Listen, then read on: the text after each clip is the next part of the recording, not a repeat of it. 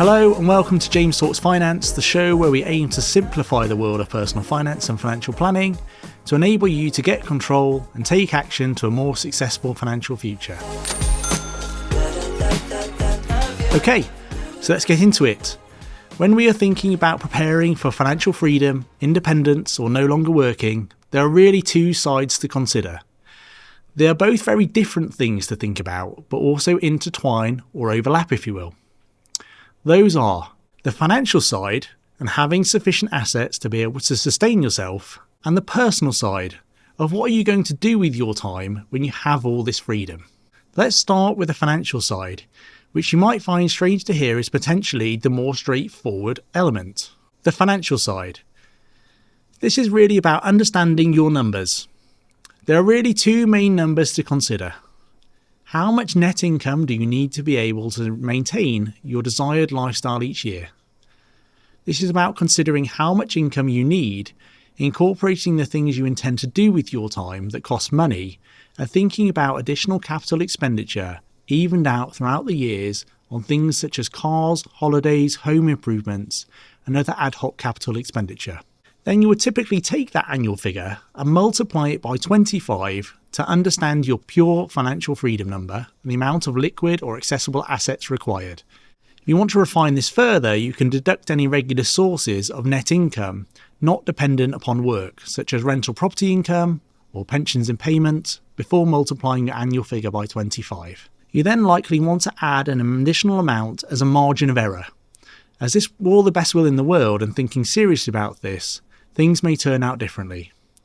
That amount is going to be personal to you depending upon your age and the amount of income required that is not from regular sources, but could be anything from 0 to 25%. Then once you've done that, it is hopefully trying to understand the tax system with how to withdraw those monies in the most tax effective manner at the time of needing them. This is the really simple version of things, and as a financial planner, we would always get more technical and refined than this by incorporating further number crunching, timing, tax optimization, and stress testing. Now let's move on to the other side, the personal side. When it comes to the personal side of things, this is where it can get really interesting. People often totally overlook this and feel as though they'll be fine and figure it out quickly. But talking from experience and seeing others make that transition once financially free, it's easier said than done. That is why it's important to give it the thought, care and attention that it deserves. Let's start with some of the basic considerations. Age or year. This is giving some consideration to what age you'll be at the point of retirement. It is about considering thought rather than just selecting a default age that others have to find for you. Speed. Do you want this to be a gradual transition by reducing working hours slowly, or do you want or does it need to be a hard stop and a full transition? Or perhaps you want to continue to do some form of regular work or volunteering for a prolonged period beyond the point of financial freedom and initial transition. Timing. When during the year would this be best? At the beginning of winter months, as your hobbies and activities are indoor based, or during the summer as you want to be outside more? Together or separately? This one is for couples who need to decide whether they will make a life transition at the same time, or a similar time, and in the same way or not. Then we start to move on to some of the areas that might need greater thought and attention over time. Regular routine. We are creatures of habit and have got to this point by having a defined routine around education or work which we have to contend with. Once financially free, that goes out of the window, and so some consideration needs to be had for this.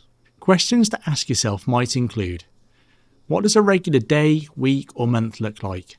Will you be spending more time leaning into? Think about hobbies, interests, people. What will you spend time avoiding? Things you dislike or do not want to be within your lifestyle. What are the nasty habits you need to be conscious to avoid? This could be lifestyle habits or financial expenditure habits. Bucket list or action agenda. We're all only here for a finite amount of time, unless there are great developments in modern medicine in a short period of time. We also cannot guarantee our health will remain or be good throughout the period of time that we are here. And none of us want to be sat on our deathbed with regrets for the things that we were never able to do. Therefore, making a plan, agenda or list for those items and prioritising them enables action to prevent the likelihood of that regret. Over the years, I've heard some wonderful bucket list items, both big and small, So if you want some inspiration, just ask. This leads us nicely onto health and lifestyle. We know that maintaining an active and healthy lifestyle can lead to a more positive life overall. And for some that might be easy to maintain or incorporate, but for others that might be something with which to think about how to enable this to happen. Once you've given that some thought, you might need to go back and refine your numbers, which is where you begin merging the two items together. The final thing to say about preparing for financial freedom is to provide an idea or concept that I've seen others undertake to really help them refine their thinking and plans. This is the idea of a test run, whereby you take the opportunity to put your thoughts into reality and spend a week in the way in which you think you would once you're financially free. The earlier you do this beforehand, the more opportunities that you have to do this in order to refine it and make that adjustment as seamless and enjoyable as possible. So there you have it, how to really prepare for financial freedom. I look forward to catching you on the next one. This show is intended to be for guidance and information purposes only and should not be considered personalised financial advice.